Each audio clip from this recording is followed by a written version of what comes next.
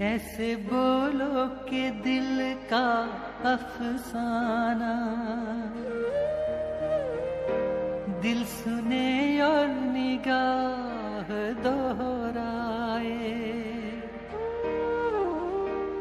ऐसे बोलो कि दिल का अफसाना दिल सुने और निगाह दोहराए।